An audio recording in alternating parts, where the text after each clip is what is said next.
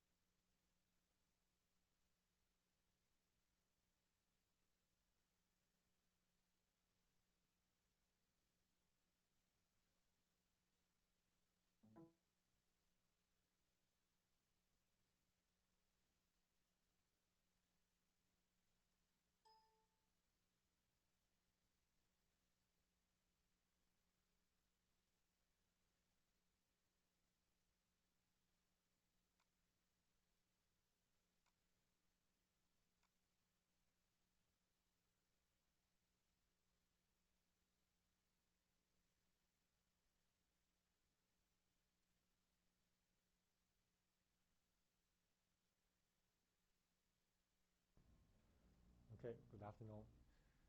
I'm going to first just want to remind you that we are going to have our exam in 2 weeks.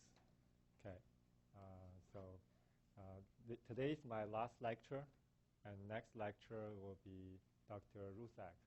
He will be talking about radionuclide production. So that's a little bit on the chemistry side. Then the contents of these 5 lectures will be tested in the following week. I have last time mentioned that I have a sample exam and some practice questions on UB Learns. I strongly suggest you kind of take a look, and please don't hesitate to contact me so we can set up a time. You can come to my office, just next building, to go over any questions you have. So that's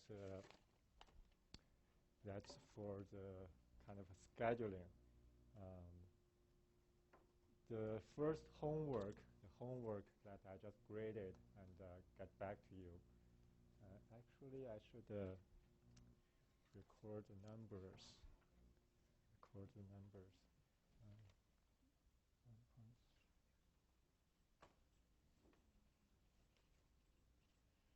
I know yours number.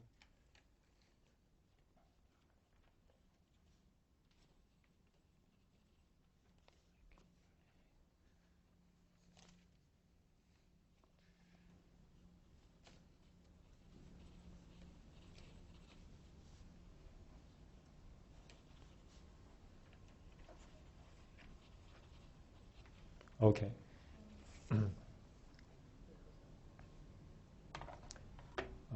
Okay.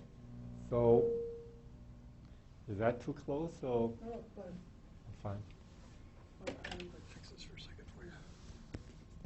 Oh, okay. I try to kind of.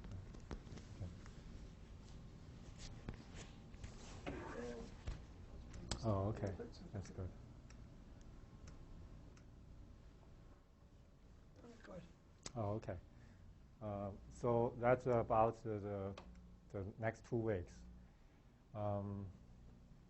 About homework, I would like to go over it with you now.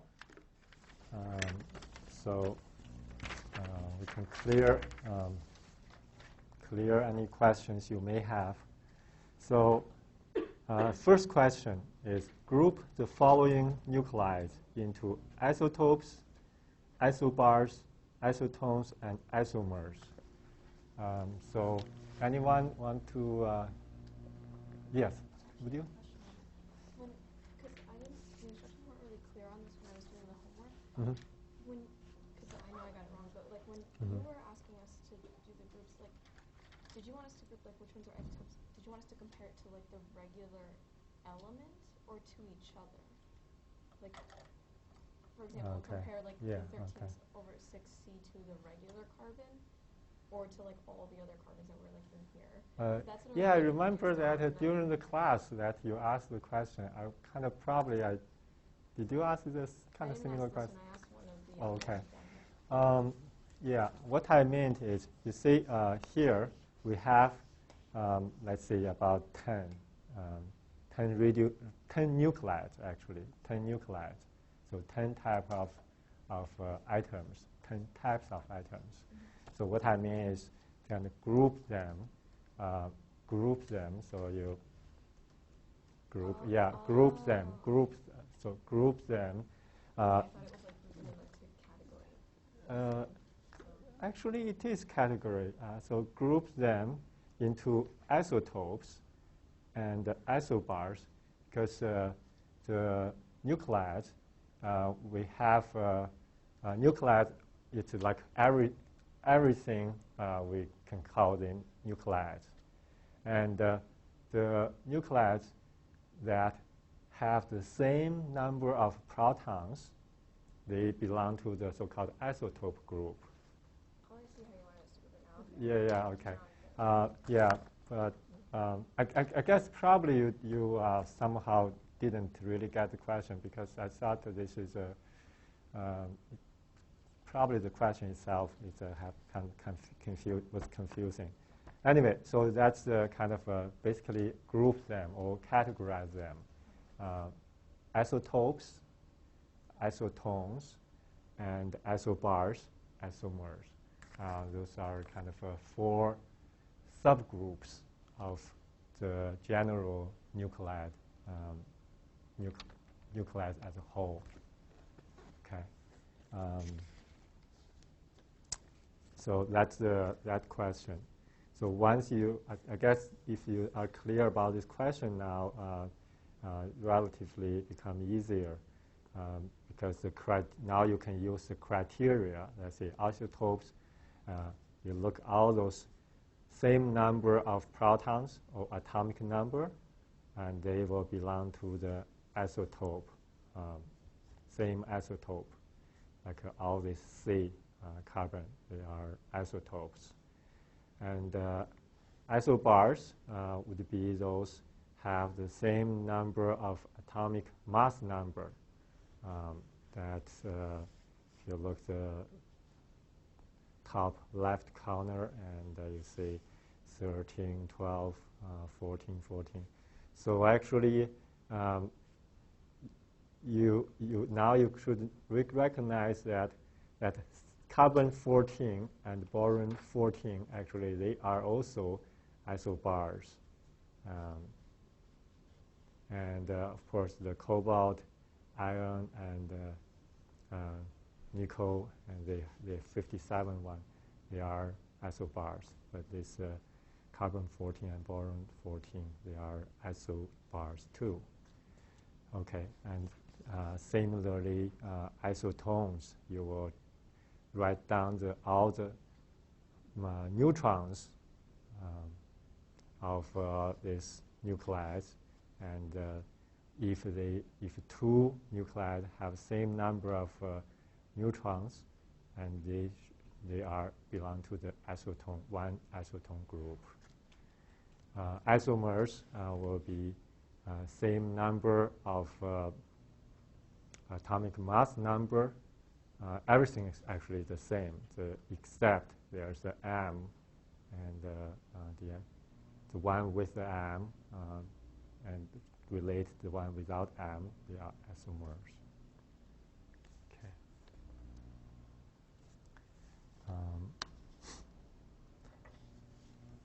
The second question is, give the approximate value of these physical properties, size of atom, size of nucleus. These two, I think most of you did it right. One is 1A, or 10 to minus 8 centimeter, or 10 to minus 10 meter scale. Size of nucleus is 10 to minus 15 meter. And nuclear binding energy per nucleon. This actually the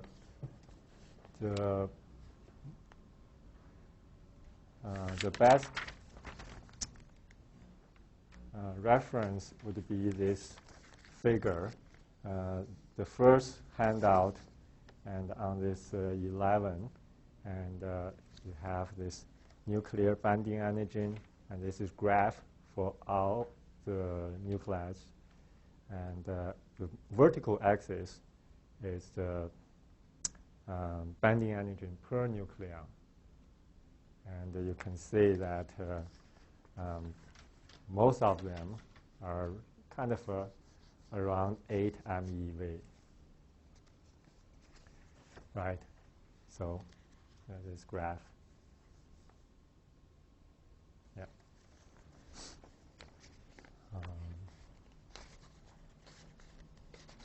And the third question. Yes. Oh, okay. Yeah, you can see this vertical axis is binding energy per nucleon. Binding energy per nucleon. So you can see, so any point on the curve is corresponding one particular nuclide, basically, right? And you can see this band is the maximum is iron. It's like 8 point something, is below 9, and except this very light nuclide in this area, most of them basically in this strap. Yeah, you can see about 7 to 9 or 6 to 9. You can just yeah, that's the range. Approximate value.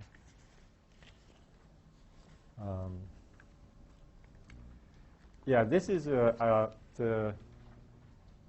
my intention for this is not really for you to actually to get every fine detail. It should be already somehow mentioned during the class or pointed out. I wish I didn't omit it or kind of skip that part. But anyway, this is similar to the size of atom. It's a good it's good knowledge to have, the general size of atom, general size of nucleus, and so is this binding energy. The order of magnitude. It's a good knowledge to have in mind.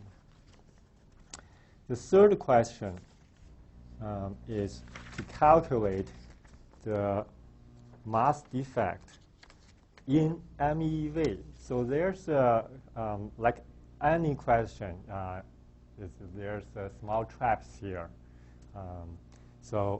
First, you need to calculate the mass defect. the mass defect, actually, I think all of you did it right. So you add up the number of proton, neutron, and multiply their corresponding mass, and that's kind of that's the individual mass, and subtract the mass of nuclide, which is 66.9858, and the unit after subtraction, the unit is U. It is a mass unit, atomic mass unit, atom mass unit. So the direct mass defect is that. But this question asks you to write it in MeV. That means you need to convert it into energy.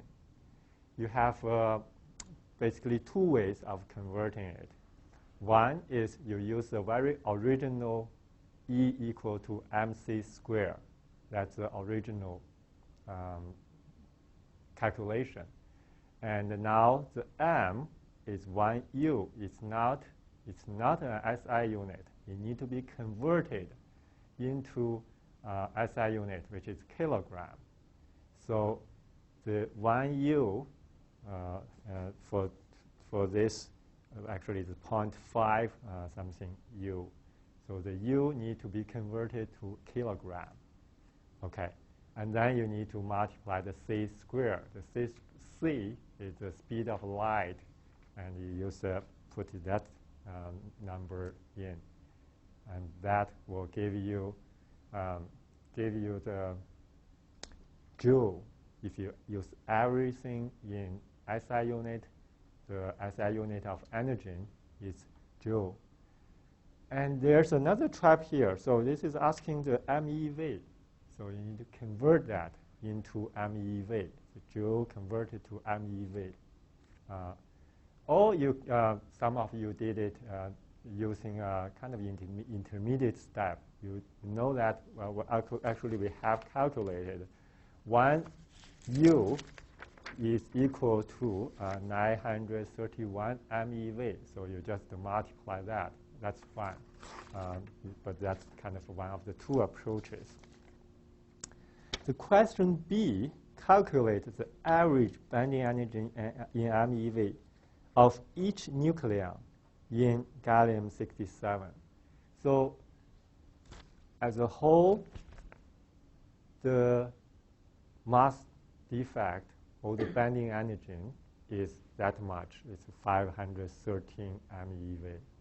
And these are like shared by this 67 nucleon, because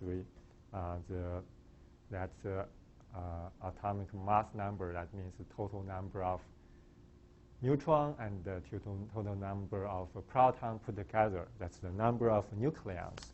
So the question here is per nucleon, and so it's divided by that 67. So that's the.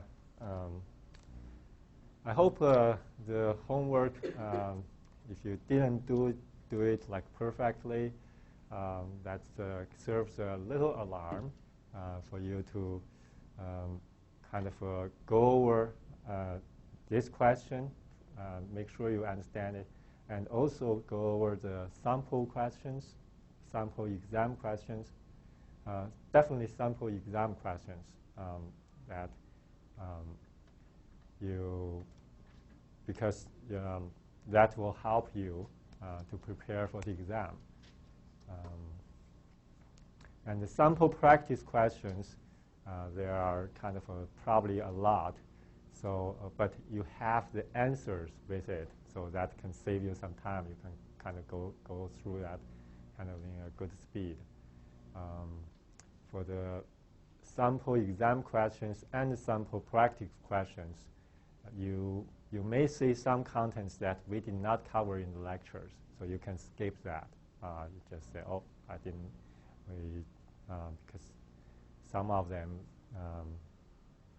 are not included in my lectures, and they will not be tested. Okay. questions? Okay. Yes.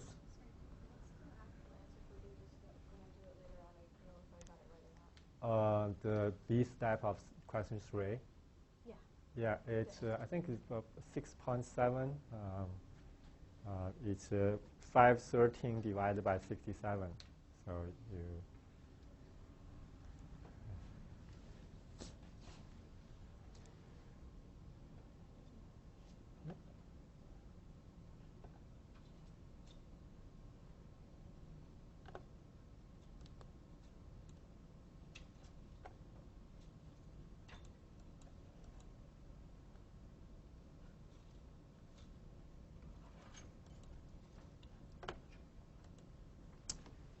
Okay, so today we have some kind of basically two sections to cover. Let me check the time. Okay, 20. Two sections to cover. So it may kind of may go a little faster, but ask question anytime, please. That helps you and help me. So the first part will be finishing the detection, radiation detection. That's including some basic, simple, single sensor detector design, and also including the nuclear medicine imaging system design. We just want to have a rough idea, a little bit more than what the introduction Dr. Bernacik mentioned, but we wouldn't go too deep. So that's a section on the instrumentation, detection of radiation. The second section will be on radiation quantification, dosimetry and protection. Okay.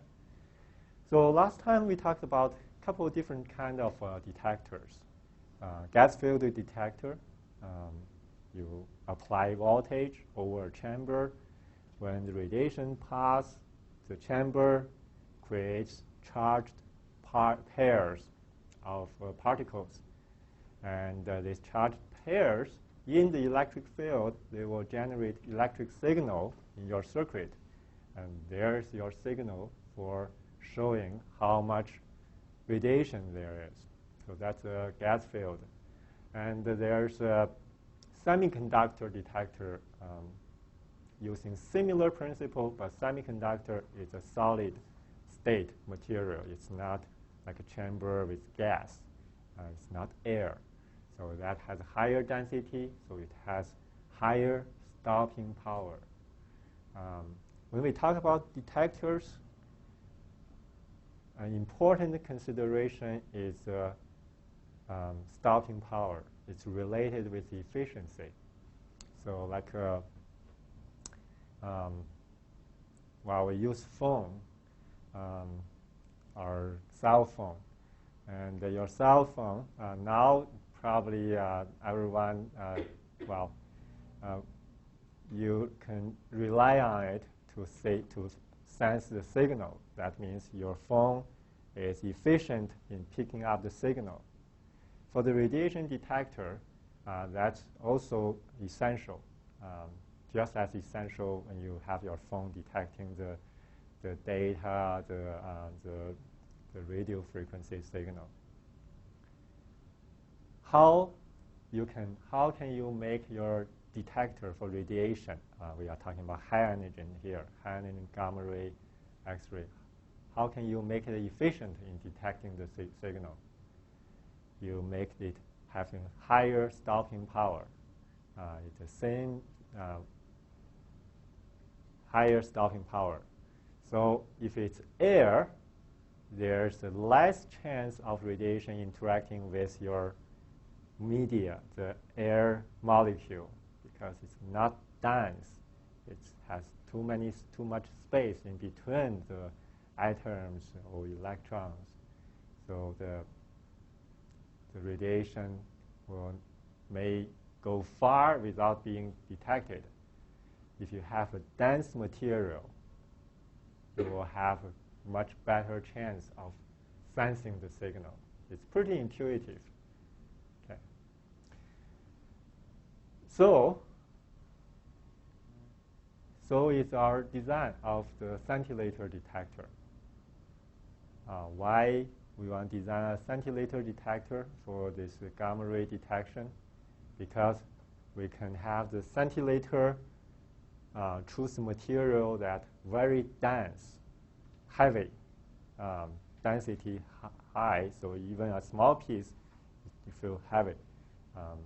It can be like heavier than the metal, like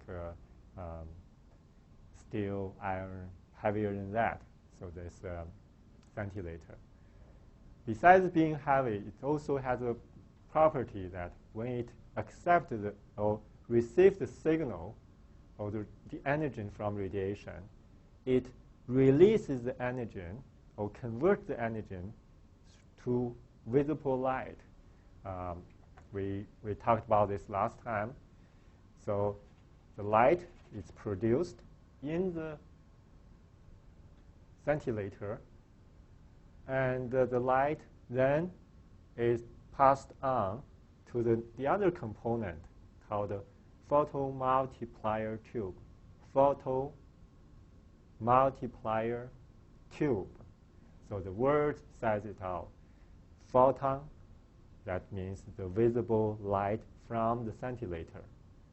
Multiplier, so those photon produces electric charges in the tube. Multiplier means it multiplies. Remember talked about this. You see this is the electron charge beam, the yellow dashed line, yellow lines here go through all these diodes. Anyone can tell me why this is thicker or wider, much wider than here or here?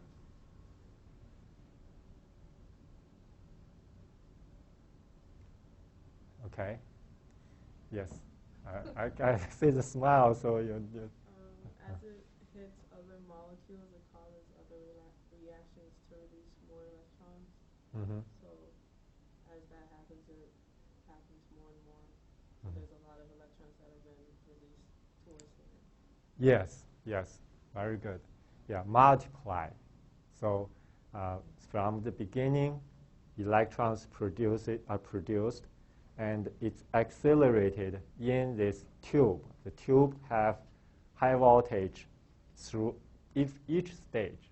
You can see that stage is called diode. Those curves is kind of purple curved. Those are kind of so-called diode. So they are target. Between the target, there's electric field. So it's like a polarity. And the charged particles, electrons, they will be drawn towards the higher voltage. So they will move or accelerate in the electric field, gain energy. The gained energy allow them to hit the target harder, produce more electrons. And these more produced electrons will continue towards the next target, because the electric field is applied to all these stages. So they will just keep moving, and each hit to the target produces or multiply more electrons. And each stage gain more energy, produce more electrons, and gain more energy and produce more electrons. That's the understanding is accurate. Okay. So the photomultiplier tube. So this makes the initial deposition of radiation energy magnified to become a bigger signal.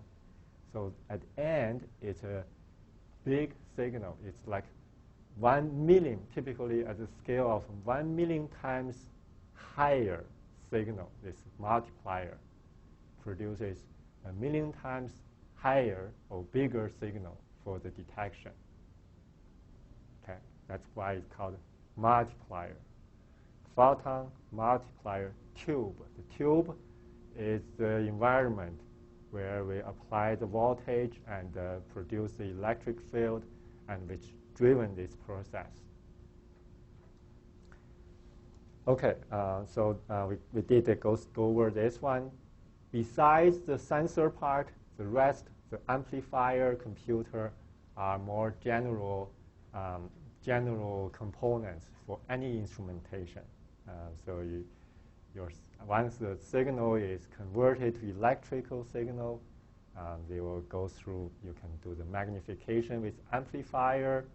You can use the digital signal processor to sort them. Okay. Sort them. How do we sort them? We can sort them according to the magnitude, because the multiplier, that means it still keeps the original magnitude signature. Like if initially it's 5, if we multiply to a million, it becomes 5 million. If initially it's 10, multiply a million, that's 10 million. So the magnitude is just scaled up. You still keep the original shape. So we can still sort them according to the energy of the radiation deposited. When we sort them in terms of magnitude, or which corresponding to the energy, and display them in a kind of histogram, that becomes so-called energy spectrum. Energy spectrum basically is a histogram of the radiation events you get, just a histogram. So this is a typical energy spectrum.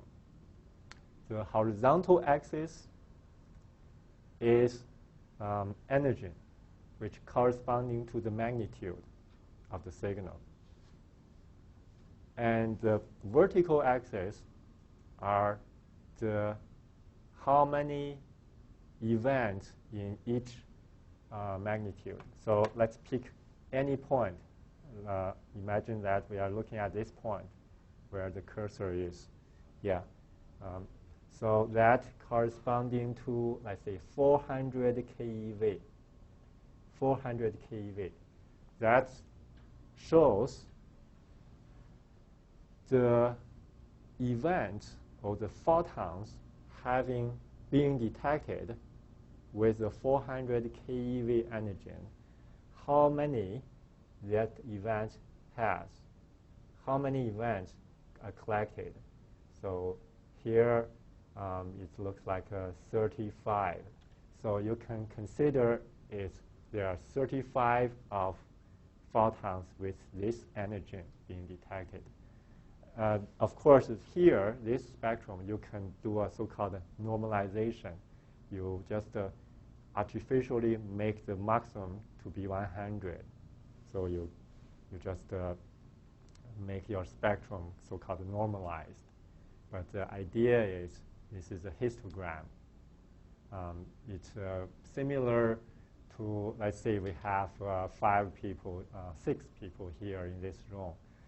If we graph our height, let's say I'll just make the sample like above 5 foot 5 and below, so we can have this kind of a two beam histogram. Those, I say, two are below that number, 4 above that number, so that give you a simple histogram. And this energy spectrum is just similar way, just to make the finer beams and so on. Okay.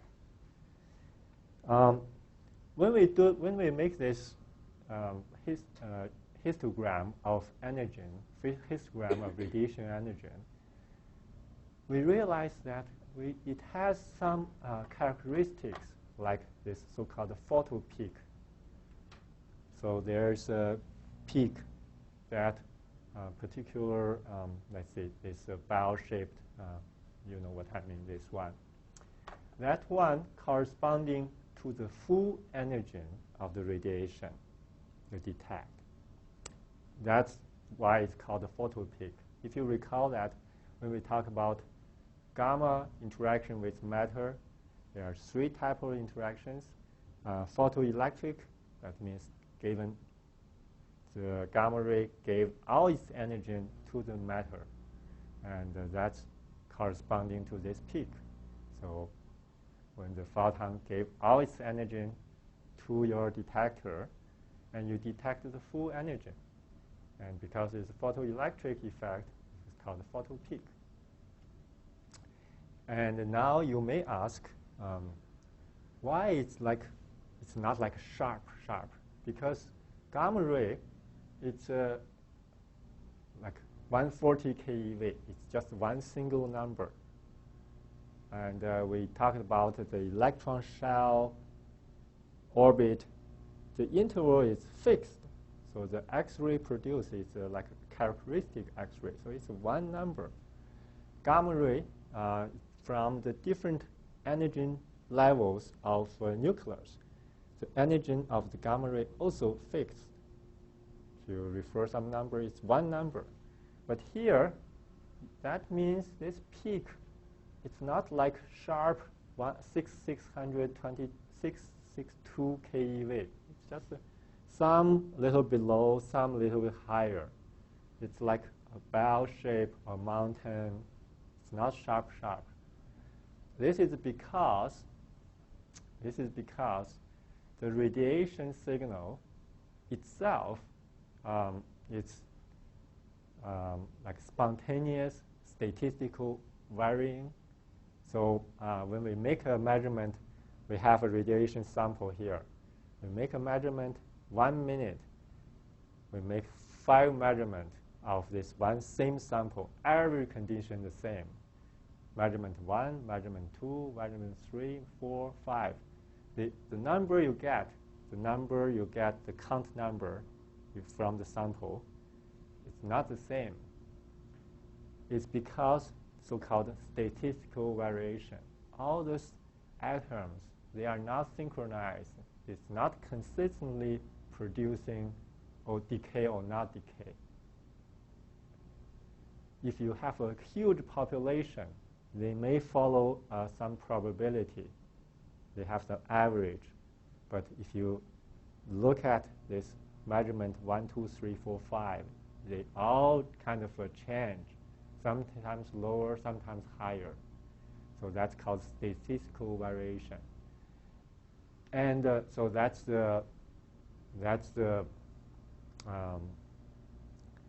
for the counting case.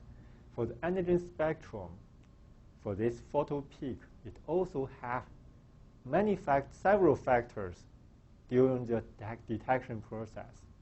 So first, when the photon interact with gamma ray interact with the scintillator, it may be a little bit more, maybe a little less, those visible photons.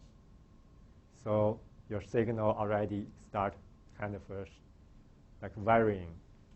And these photons, when they hit the photomultiplier tube, starting that electron journey, electron cascade, the electrons produced is not like a fixed, constant number. You also have a little bit more, a little bit less. And this electron beam being accelerated and hitting a target, the number produced, this multiplier, is also not that stable. It's not like a fixed, one will produce 1 or one produce 1.2. It's not that. So all these stages introduces variation, and therefore your signal produced have this variance. So that's why it's not like a sharp spike. And this is what this slide is trying to say. Ideally, if there's no such statistical variation, your photo peak will be like a spike like this one. But that doesn't happen because of the statistical nature of the radiation emission and the statistical nature of all substages. This energy spectrum allows us to kind of understand more what radiation are there, like this energy spectrum. So this is a typical energy spectrum. It's always horizontal axis. It's energy, and this is the relative number of counts, or histogram, basically.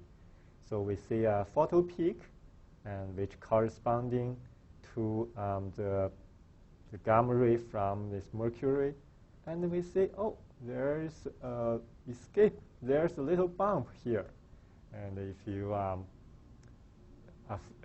physicist or you do any experiment, you the first thing after you get your result is you try to understand it, and you say this, this is the main peak. That's what we were expecting, and there's a little bump. What happens? What's the reason? You can, if you look the process of this radiation emission and what can happen after, for example, if there's X-ray produced from that electron from higher shell to lower shell, when you have the X-ray produced, and you may have X-ray being detected. And if this X-ray escape, that means the total energy you detect is that much energy less. So that can create a peak. So that's the so-called Aldan escape peak. That's from the escape of characteristic Aldan X-ray. So that's how we understand the world really beyond our direct observation. Okay. So these are the energy spectrum. Give you a kind of idea of how we measure radiation and what we get from this measurement. So that's a good example of radiation measurement. So when we make this instrument, make a detector, the goal is always to make it more efficient, make it to detect more effectively. For example, using a smaller sensor, smaller detector, and have more stable results or less variation, those things. So there are a couple of things that now I'm going to start describing. So these are kind of a general concepts of designing detector, radiation detector.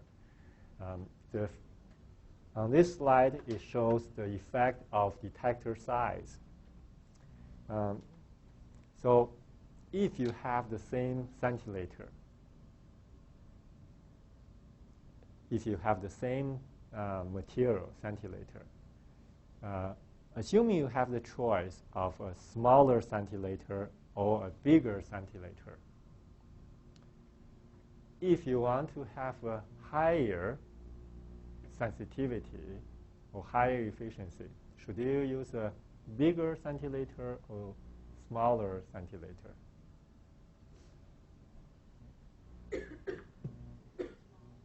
Smaller? So let's see. So here is our detector. So this is a scintillator, and I have the gamma ray coming this way. So if I have this scintillator as compared to a kind of a longer one, which one have a higher stopping power, higher detection efficiency. The longer one, yeah, because there's a kind of a longer path to collect that radiation. If you make it like very thin, the gamma ray may just pass through without it. After all, it's a probability. So if you have a longer and longer, you will have higher and higher probability. So bigger would be kind of have more efficiency, higher efficiency. Okay, so if you have a bigger scintillator, you will have a higher chance of kind of collecting the signal. Okay, this slide shows a performance index for the detector. It's called antigen resolution. Antigen resolution is how well your detector can resolve resolution, resolve the antigen. So that basically measures or calculate the relative width of the photo peak. So the antigen resolution is calculated by finding the so-called full width at half maximum divided by the antigen peak, antigen of the peak. So here is a peak. It's a 662 keV. That's a gamma ray antigen. And your detector produced a peak like this. The full width at half maximum is you look at the maximum counts. Maximum counts in this case is 100. At half maximum, that means at 50, 50. The full width at half maximum, it would be from here to here. How wide is this from here to here? This is an antigen unit. So this is the width is 46 keV. So the antigen resolution is 46 keV divided by the peak 662 keV. That's the antigen resolution. So if this peak is very narrow,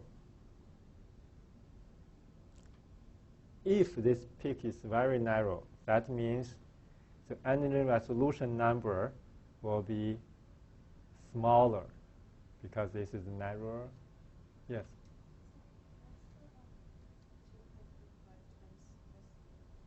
Oh, okay. Yeah. Thank you. That's SD is standard deviation. Actually, you probably have this somewhere else also. This full width half maximum. So if it's a Gaussian distribution, you know, Gaussian is a typical statistical distribution. Or height, if you have enough samples, you can imagine it's a Gaussian distribution. Okay, Gaussian distribution, it has a standard deviation, a sigma. If you write the equation, you have a sigma, which is a standard deviation there. And if you look at this shape, this bell shape, and look at the full width at half maximum, the top is maximum, half would be the wherever the half of the maximum, the width. Full width half maximum is equals to 2.35 times standard deviation. So that's a kind of if you somehow figured out the standard deviation, you can use this number to calculate the full width half maximum.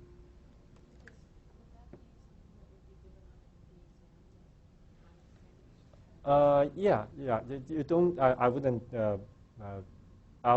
If there's a question, it will be straightforward. It will be given the full width half maximum, given the antigen. Yeah. It's something kind of more on the math side. Okay, the kind of a little tricky thing is when we have a very sharp peaks, that means the number energy resolution is very small number, like 1%. Here it's 7%. Okay, when we have a 1% energy resolution, we call it high energy resolution. High means it can resolve better, just like high resolution, resolve better. But it's contrary, it's actually the number is smaller. Okay.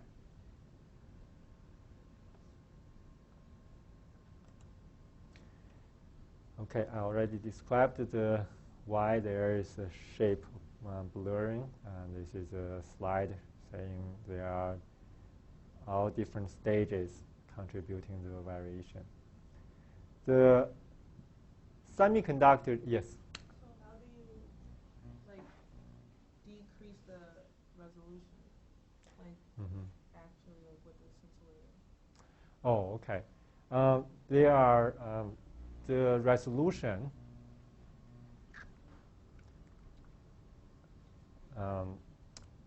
The resolution, if you just look at this formula, is by the width of this peak divided by where the peak is, right? So if it's a broader peak or kind of fatter peak, that means it's a poor resolution. Yeah, no, so if you go to the next slide. Yeah. Like in the actual scintillator, what would you change to make your resolution smaller? Okay, yeah. Excellent question. Excellent.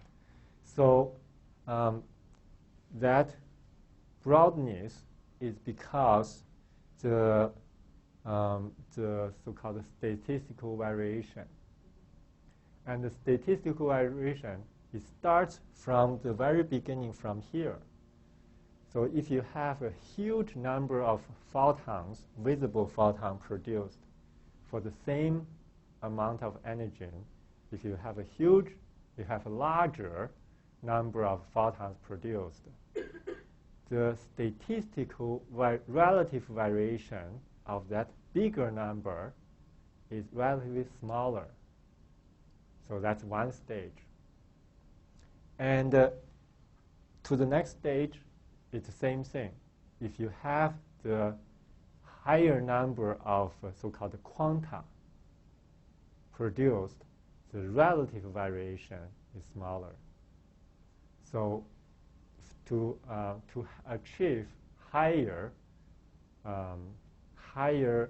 energy resolution or smaller number, you want every stage to have higher or bigger quanta number.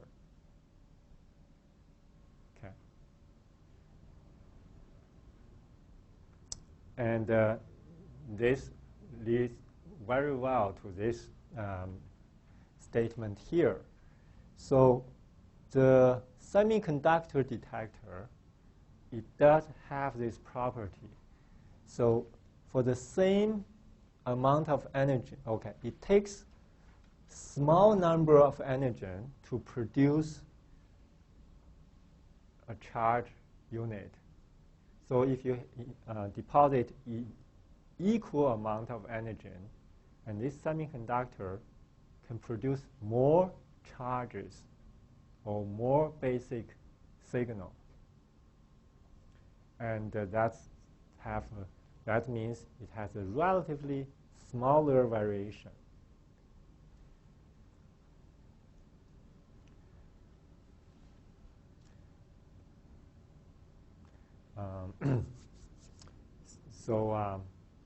Just to repeat, so when you have a larger sample, your absolute variation may be bigger, but your relative variation is smaller. That's why you always prefer to have a larger sample size. And the sample size or more sample here is corresponding to the signal, quanta signal produced in signal.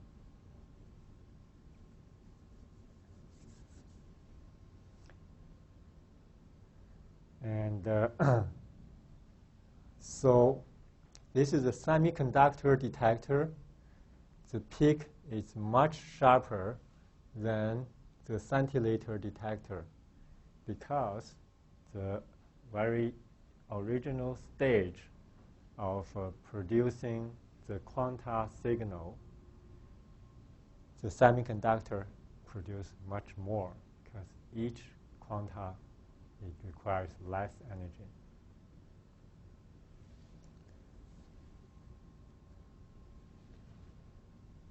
Okay. So these are the basic idea. There are some considerations for making good detectors. We pretty much going to fly through this. Detection efficiency, we already touched upon it. The detection efficiency, let's properly define it. It's the efficiency of instrument that you make. Basically, it's quantified by if you have, let's say, 100 radiation emitted, you are using a detector to detect a signal. If you have 100 photons produced, if you detect 20, your efficiency will be 20 divided by 100. That's 20%. So that's pretty straightforward. And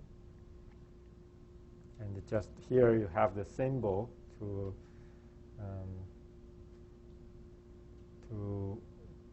do the calculation, very simple calculation. The detection efficiency of the detector depends on several factors. First, geometric factor is how you design your detector. Let me, like here. Imagine that your detector is surrounding your sample. You put a little hole, little shallow space to contain the sample. And you have your detector surrounding every direction. In this case, just geometrically, you have 100% efficiency. If you put it like on the surface of detector, there's a 50% of chance of escaping just geometrically. So that's the geometric efficiency. So when you design your detector, this is one factor. The second factor is so-called intrinsic efficiency. That's very much like the question I asked, if you use a bigger or smaller scintillator.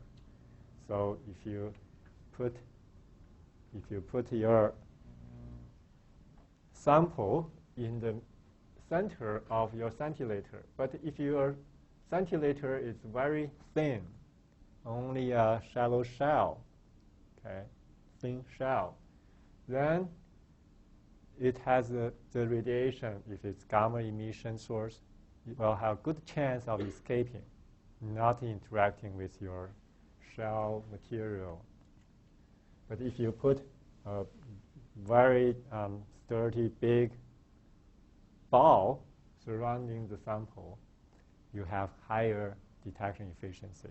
This thicker, more material, called intrinsic efficiency. The third factor is fraction of detection window. That's kind of related. When the signal produced, they are not like a sharp speck.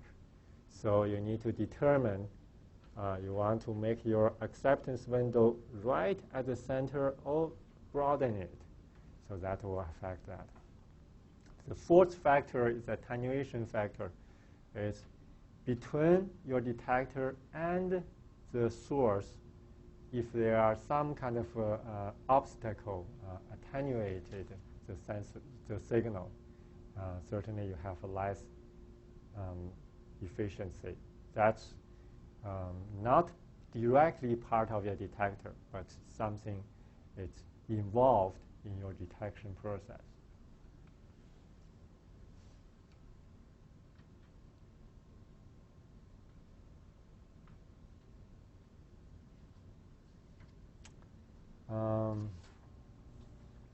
After you have a detector, to ensure your system is kind of works to its proper specification, performance, you need to regularly check it. The way of checking radiation detector is using a so-called standard source. That means you have a signal or a source, you know its quantity, or you know it doesn't change over time or change very minimal, and you just check to say, oh, it gave me the expected signal counts or not. Here, this slide shows a list of radionuclide we use for this checking or quality control.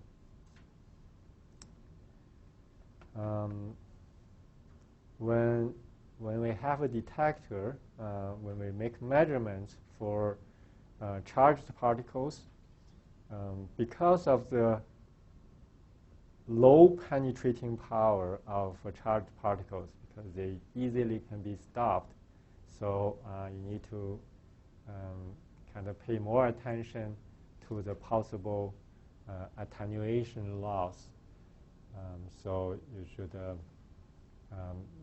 the cover of your detector should be minimized.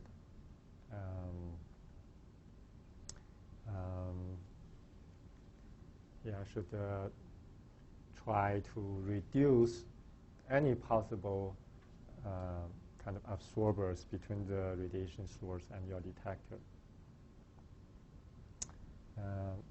That time is a common electronic issue. It's when we detect radiation signals, you can imagine it's like one heat, a particle hitting your detector, and this heat typically produces a pulse. To collect and record this pulse, your detector has a flash, and this flash becomes an electronical signal, have certain time, need to be given to their electronics to handle it. If you have a very strong source, or if your processing is slow, then there will be the one hit before it's being processed, the other one comes, and this will cause pile up. All the system just busy handling the first one, the second one is lost. So to the source and the system, when it's not responding, it's called dead. So the time that being kind of occupied, cannot processing the coming signal, is called dead time. That time is may cause your loss of signal recording. Okay, I'll kind of finishing this section, so we can start the next one after. Then we'll do the break. So we have the basics of detector design, the physics principle, and some kind of engineering considerations. We can put this in practice, and we can make detectors to do different applications. We can measure radioactivity in tissue, in blood, in urine samples. there are different type of studies. We can use the tracer, radiopharmacy, the radiopharmaceutical agent. We can somehow inject or somehow have this medicine deposited in the animal, human, and then once we collect the sample, urine or animal case, some organ, we can use the detector to see how much of your radiopharmaceutical goes to certain organ, certain area. There are different applications of medical or some just radiation protection apps. The several slides here are about so-called well counter.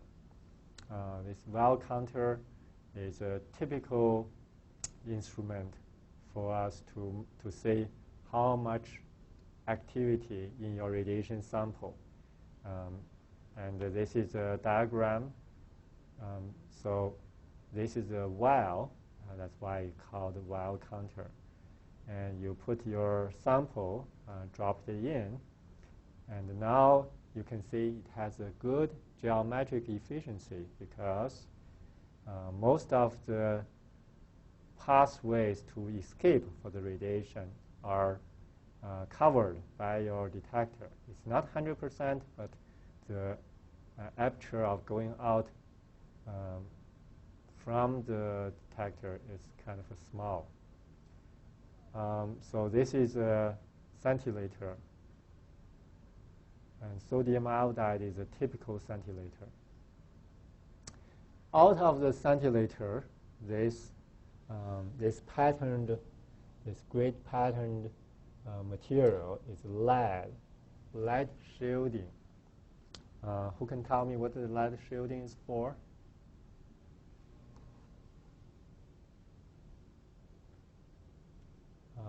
It's for shielding. It's just so you are interested in knowing what activity in the sample.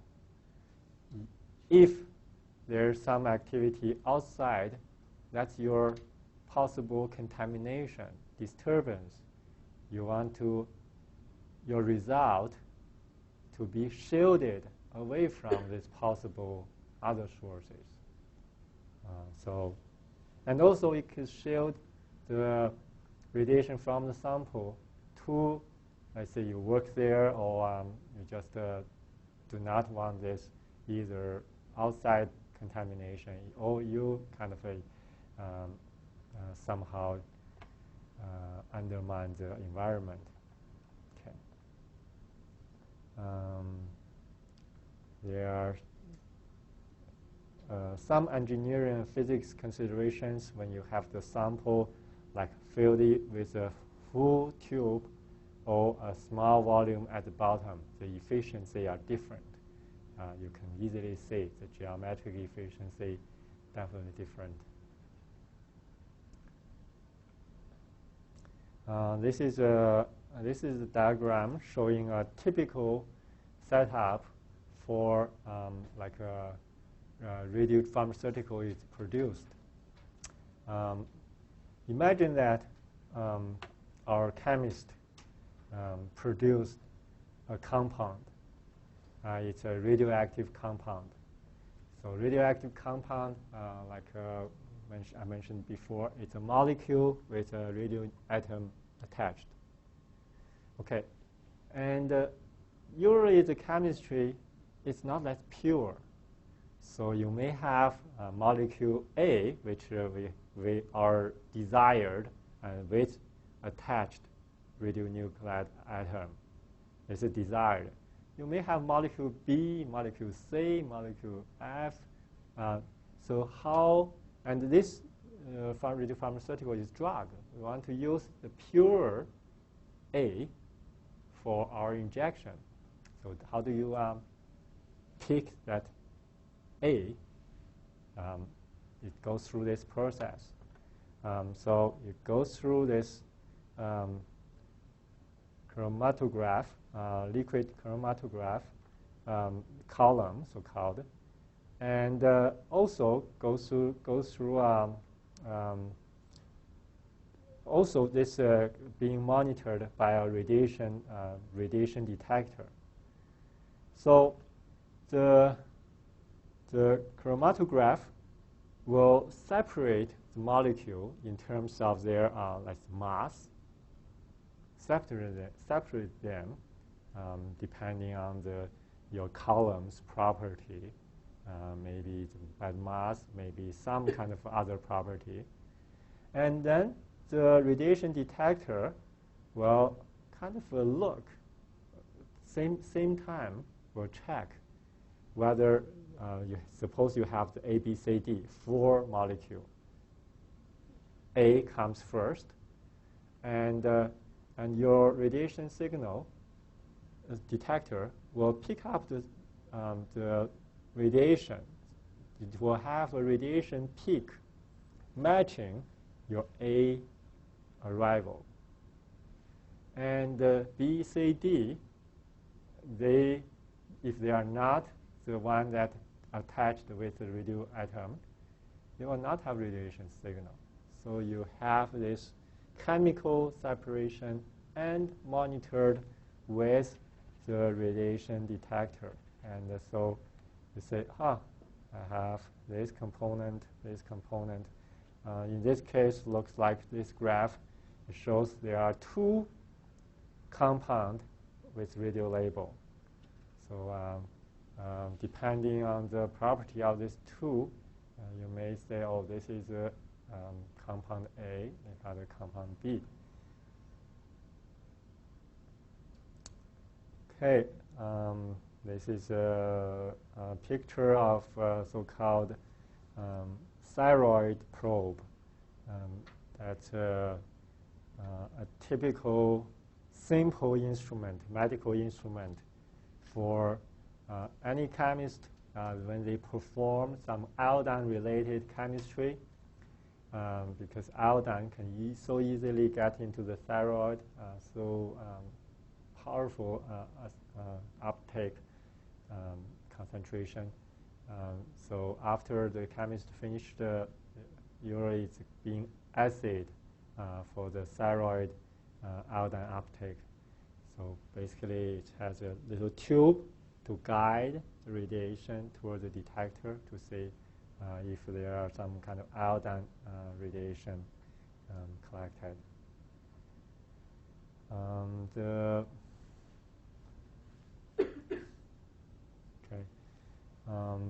This slide shows another type of application, so-called surgical probe. Surgical probe is a surgeon, let's say when they try to remove a tumor.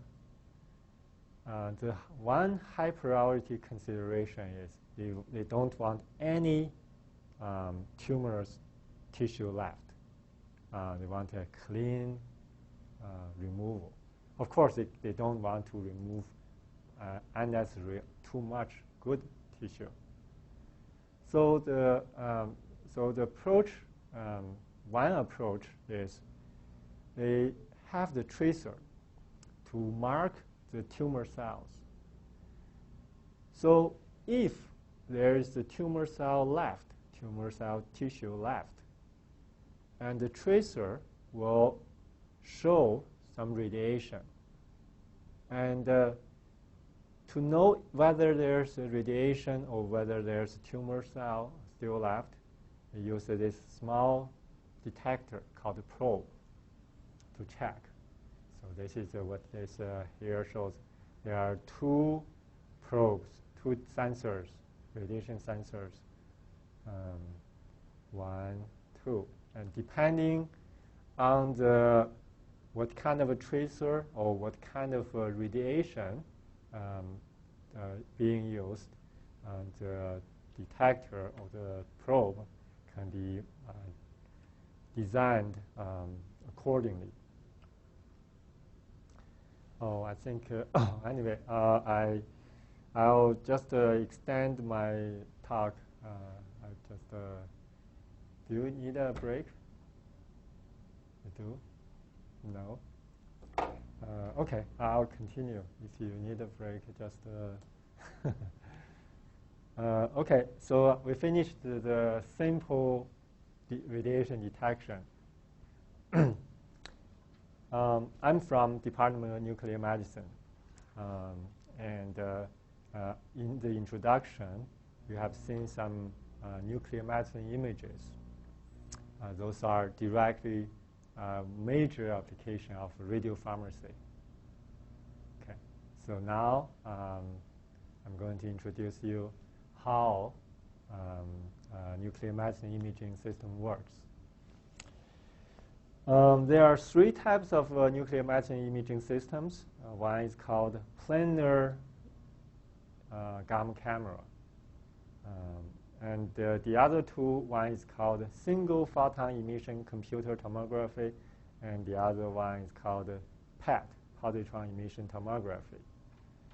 The basic principle, actually, I think I'll show you a nice video, and you can take that as a break.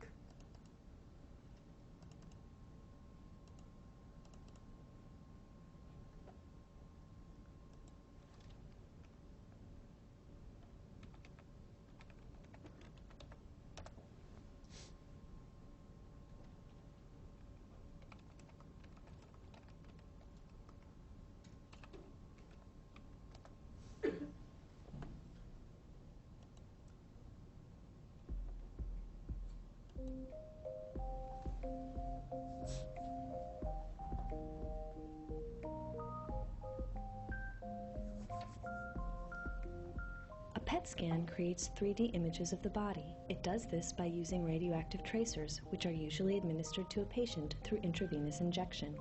The tracers are made up of carrier molecules that are tightly bonded to a radioactive atom called an isotope. The carrier molecule can interact with or bind to specific proteins or sugars in the body.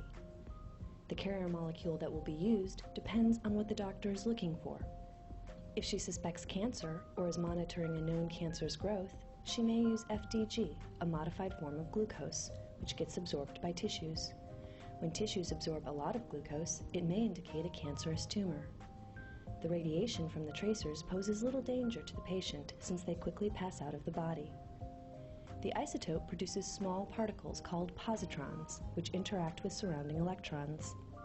This interaction results in the complete annihilation of both particles, releasing two photons that speed off in opposite directions. The detectors in the PET scanner measure these photons and use this information to create an image of the distribution of FDG in the body.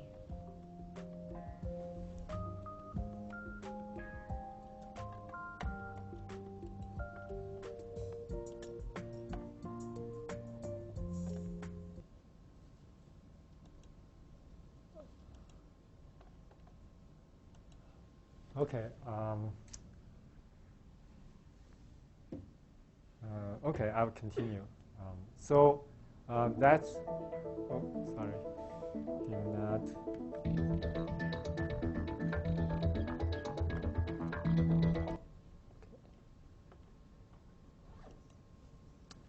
So the three different imaging systems, the overall principle are the same. So you have the tracer, and the tracer will demonstrate or just reveal the biology. And the detectors, the difference of these detectors, their job is to collect the signal and present this tracer distribution information to us. So this three different type of systems performs more or less the same function. Okay. How this first gamma camera, this planar imaging system gamma camera works? Let me see here. Okay. It's an illustration in this diagram. So at the bottom, this is a section diagram of a human body.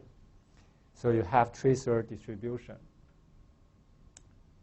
So the radiation will be kind of emitting to all directions.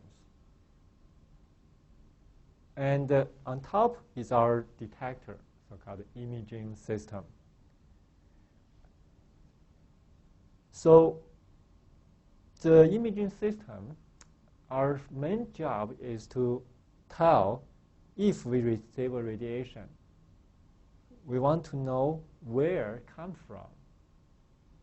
And that way, we can relate where the emission, the tracer molecule is, and where we display it. And when we have this displayed or relationship established, we can display it and present it.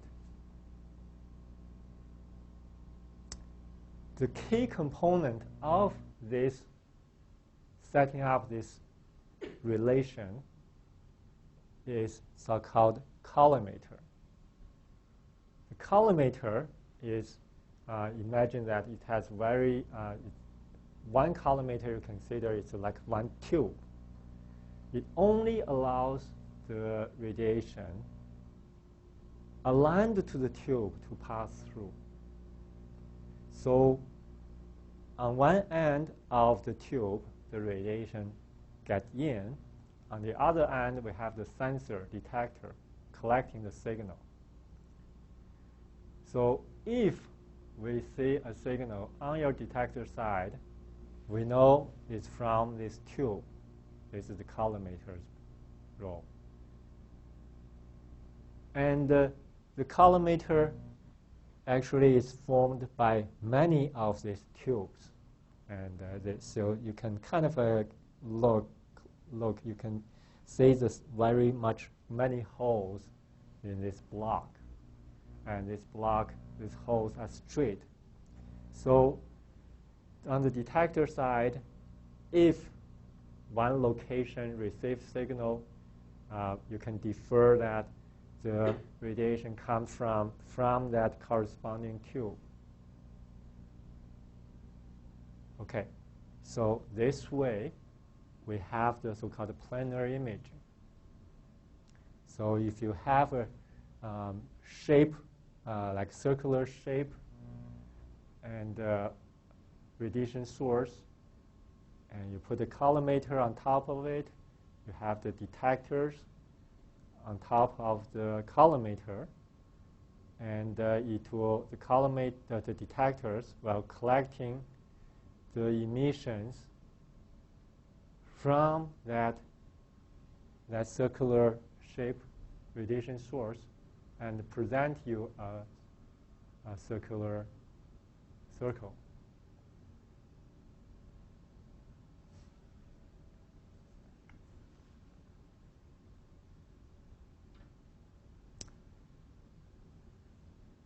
Straightforward, right? Yeah. Okay, so this is planar imaging. This is 1950s. That's how it was started, the very original gamma camera system. And typically the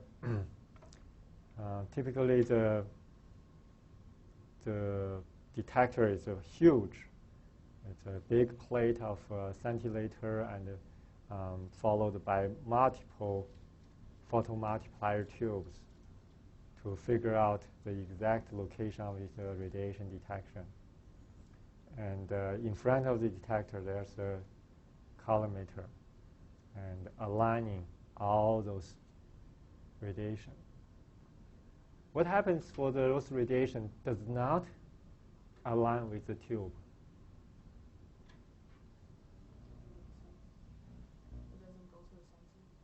No, it doesn't. That's right. The tube is made by lead typically. Lead is very heavy, and it's so if gamma ray does not align with the tube, so it will hit the wall of the tube, and being absorbed would not so would not pass through. Okay. So the collimator is a key that allows you produce image. What if we don't use collimator? We have a plate of scintillator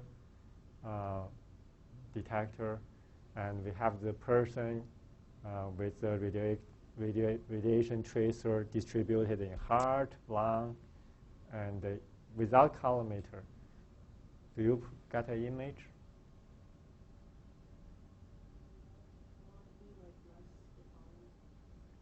Yeah, exactly. You get a lot of radiation signal, but let's say one particular detector cell, it receives signal from heart, from lung, from kidney, head. So it can be from anywhere. So everything kind of piles up. It doesn't have the spatial relationship, so you don't have the image.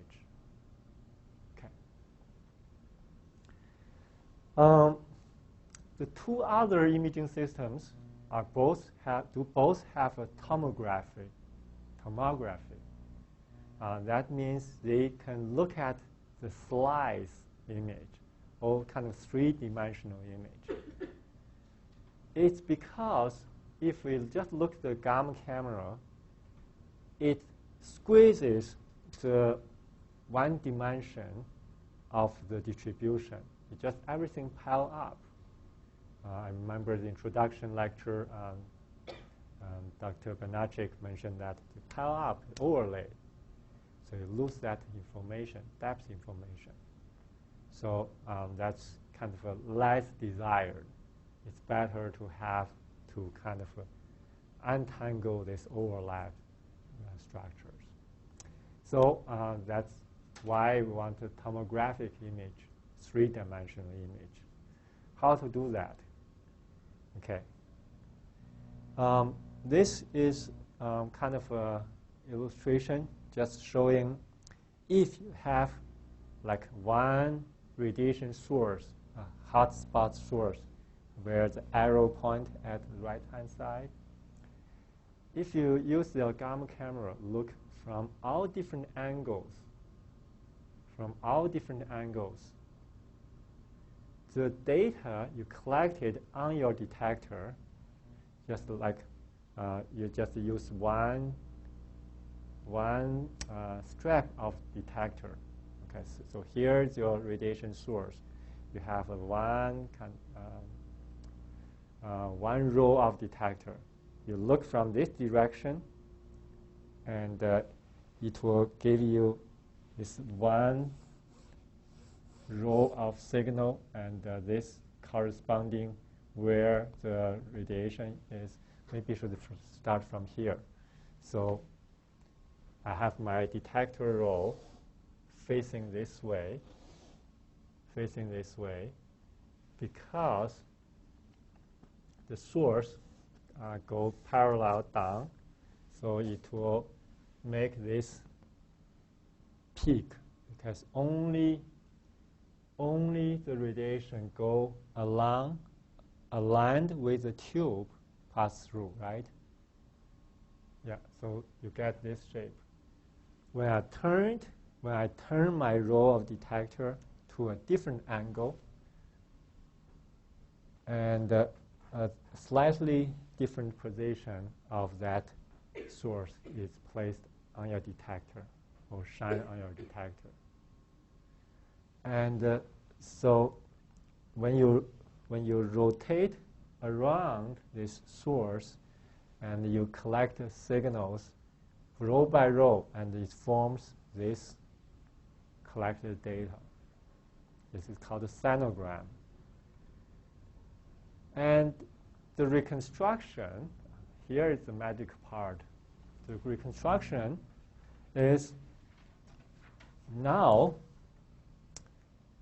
the first view of your data you just back project or throw it back to where possibly it comes.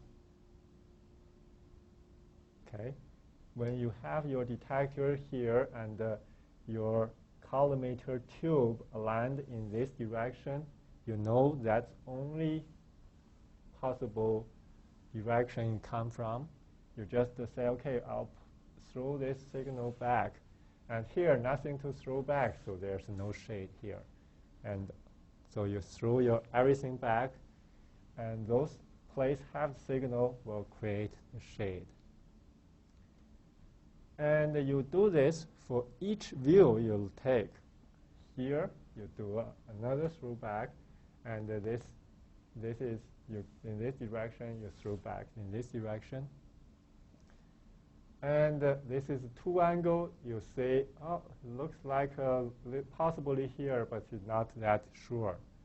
But if you have multiple angle and many more angles, you see, it shows what resembles what original is. So that's tomographic imaging is. The reason that we spend so much trouble, make so much trouble making so many views, looking from outside is why. Because we are talking about human or live subject. You just cannot just say, okay, like a watermelon, cut it open, right? It doesn't work that way. So you have to do so-called non-invasive. And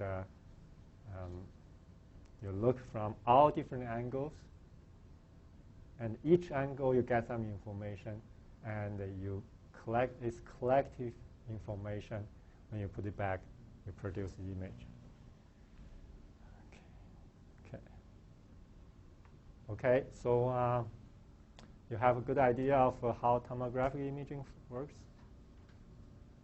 Okay, this is one type of projection. And the CT is similar. You look many angle, and you need a little bit pre-processing, but the so-called back projection is the same idea. And this is a fancier one. So you can, this is the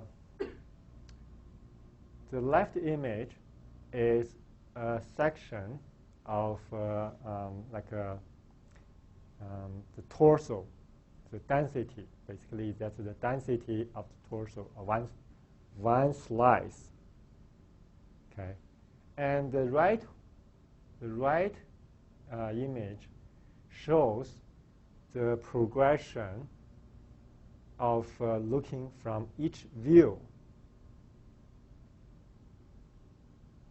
Okay, when you have only one spot, you only, in your projection, you see only one spot, one kind of bump.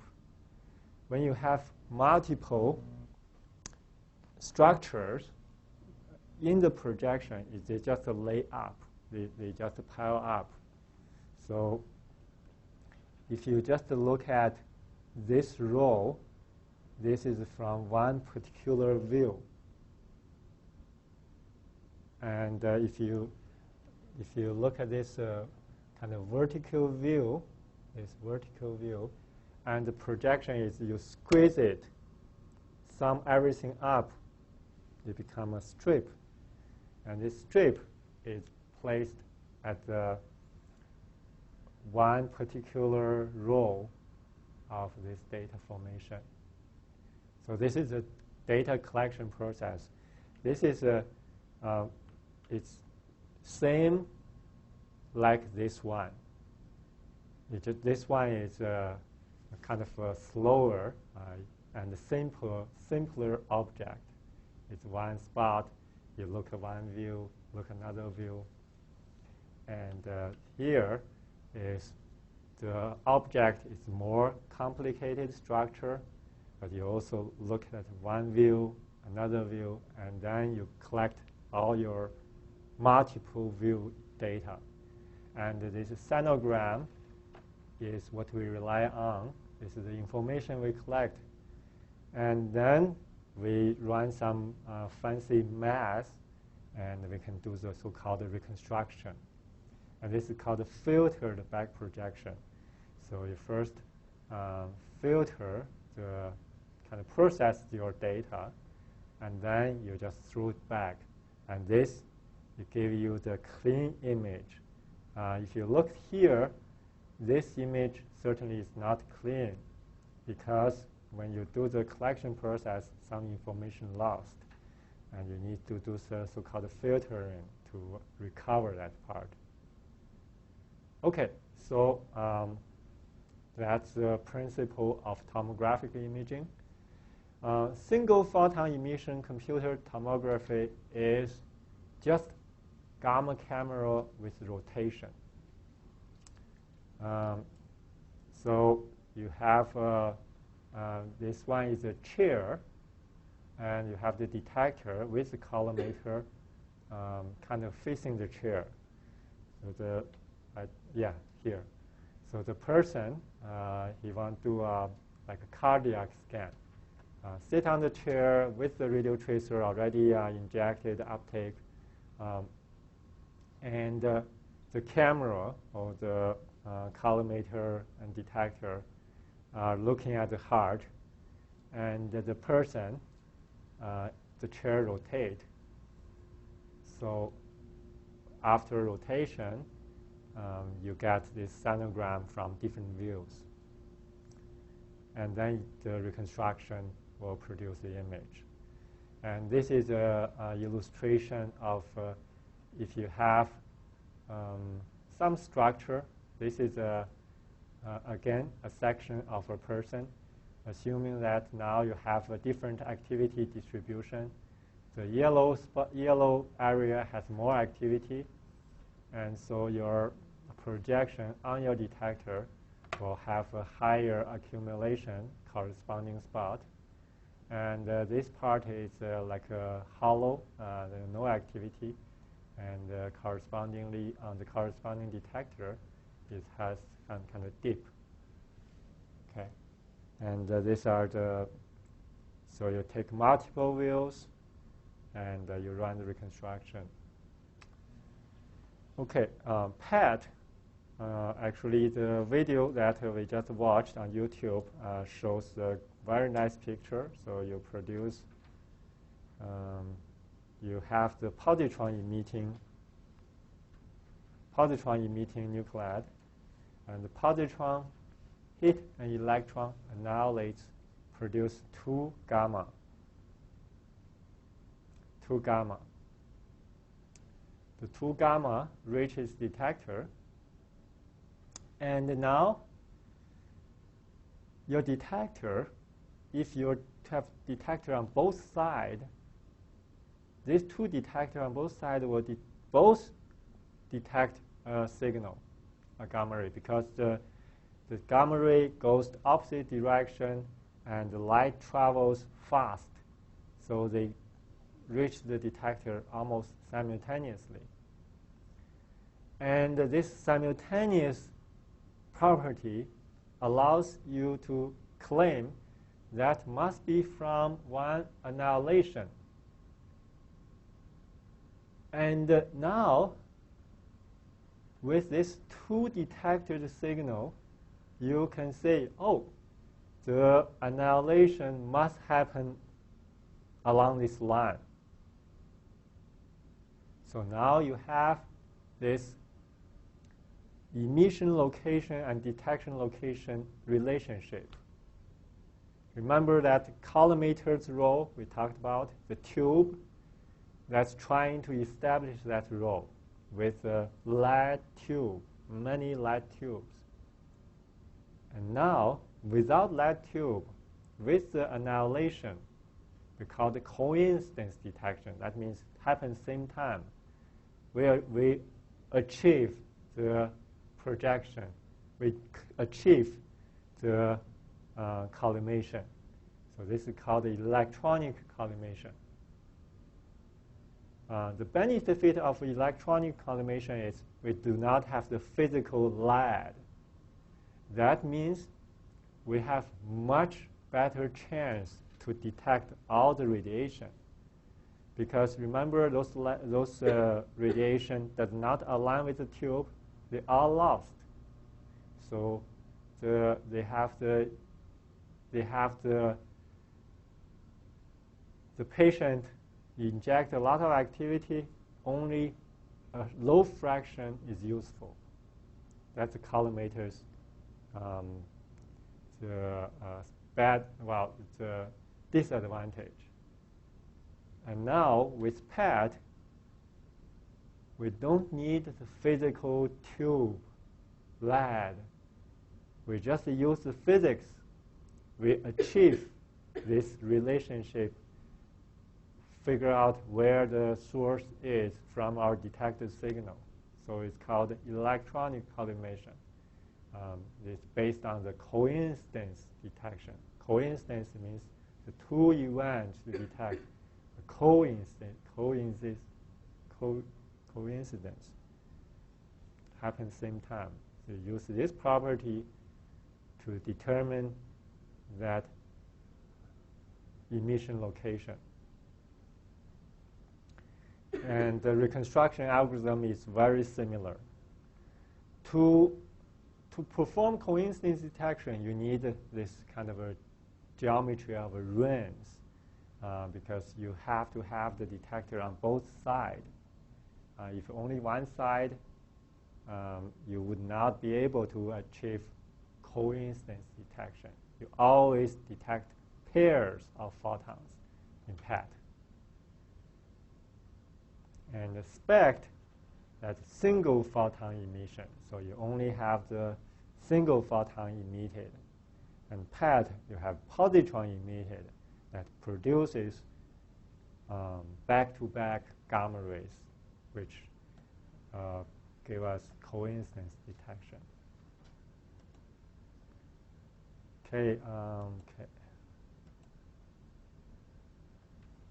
So this is a comparison of PET versus SPECT. Positron emission is PET. Single gamma emission is SPECT.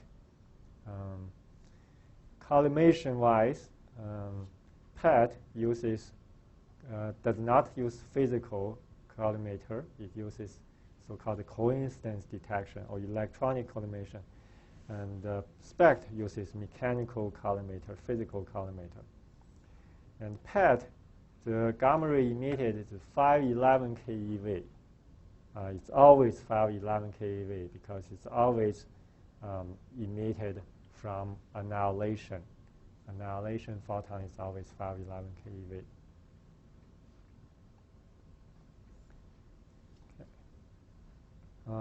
So you have human PET, you have animal PET.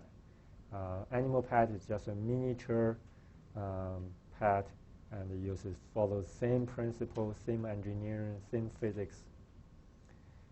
For imaging smaller object, you need higher spatial resolution. That means you can differentiate, resolve smaller, finer structures.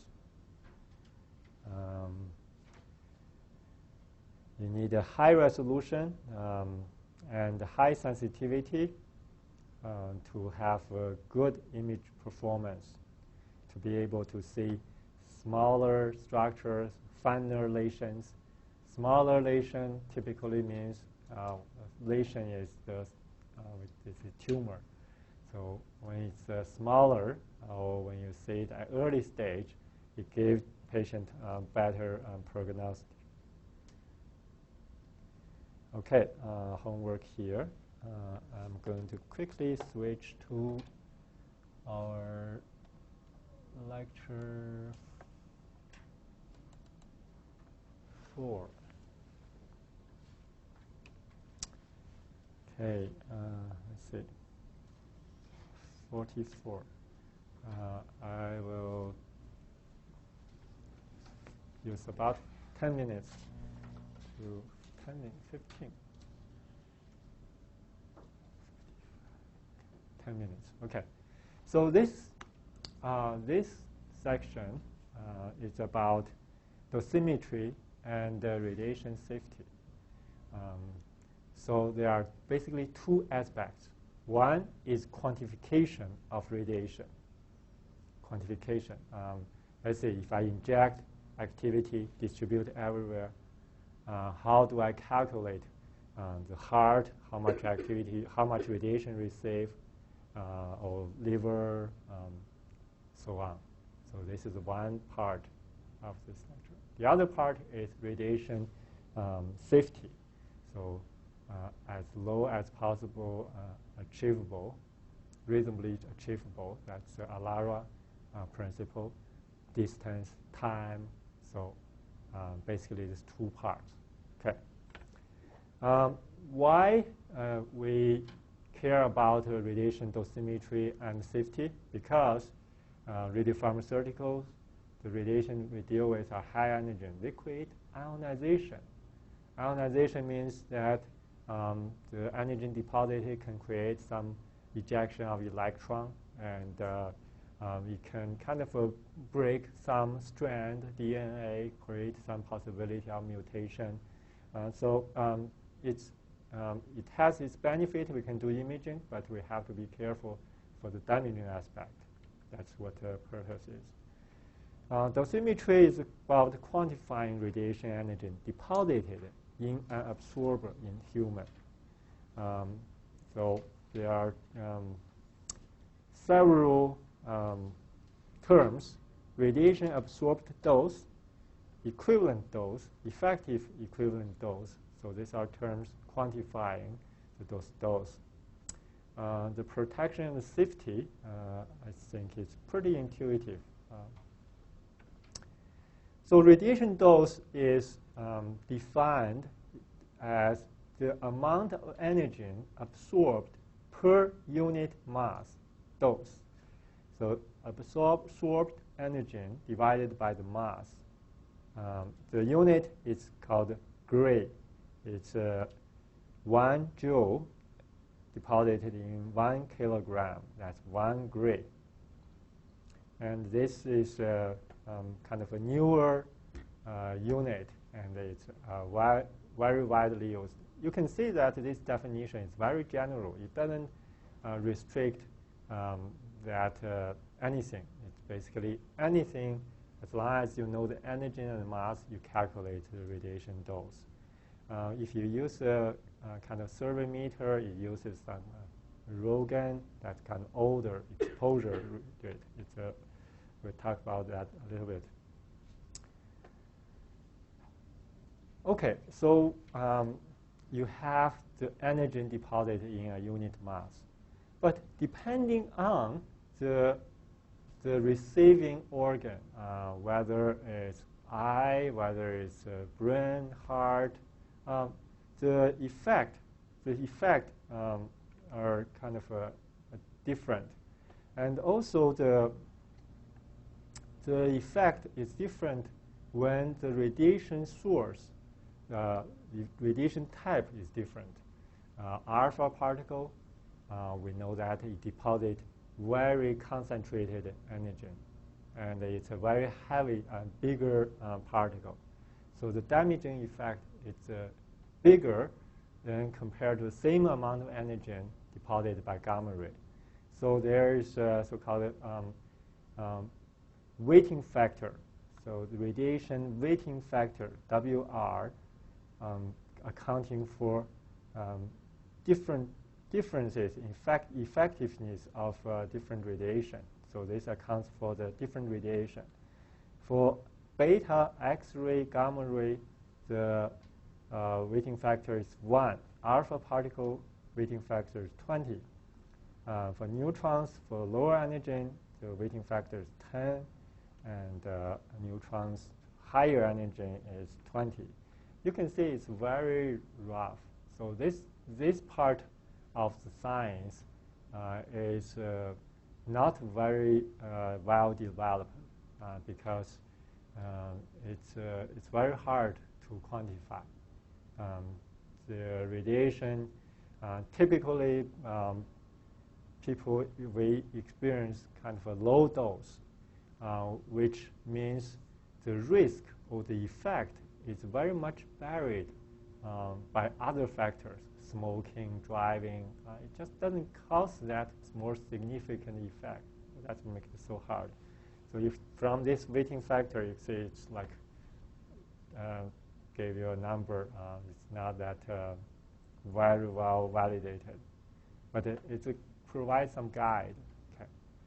So if you take into account of the weighting factor and combined with the radiation dose, the dose now becomes called the equivalent dose. So that takes into account of the type of radiation. This, if you multiply the weighting factor, 1 gray will become kind of have a different meaning now. Have a its equivalent dose. It's have a different unit called 1 sievert. Abbreviation is SV. Notice that we have a couple of stars here. So these are more like memorization type of thing. So you need to have this knowledge, what the equivalent dose unit and what's the dose unit. Okay, so you have the antigen deposition per unit mass and taking into account the radiation type. But how about the different organs? The overall effect of radiation to a body is quantified by the effective dose, or the sum of weighted equivalent dose in tissues and organs. So that's the H is equal to, you put all the organs, the equivalent dose, and multiply the weight factor for the organ. The weight factor for different organ, like those, some are more sensitive and more have more importance, have a bigger weight factor, like red bone marrow, colon, lung, stomach, and they have a kind of bigger weight factor. So when you put the weight factor combined with the equivalent dose, you get put them together, you got the effective dose. That's the overall body received the dose. So that's a kind of an outline of radiation dosimetry. So apparently, this antigen deposition will relate to how much activity there is, and also relate how long the activity stays in the body. That's which relates to the radioactive decay time and the biological decay time, and where the tracer distribute, what's the energy of your radiation particle. So the to actually calculate the radiation dose, we actually calculate the radiation dose. It's here we have the kind of a couple of slides describing the process. So the dose, the radiation dose, will be the total activity, which means the overall activity, and from one particular source to another target. So if you consider it a system, let's say a body, one person. So you have the radiation source distribution. And this source will radiate the organ itself, we call it source organ, O sub S. It will affect the neighboring organs and all other organs. So for this particular source organ to a target organ, the total radiation dose can be calculated as the total activity in the source total activity. That means the decay and multiply over time how many decays total.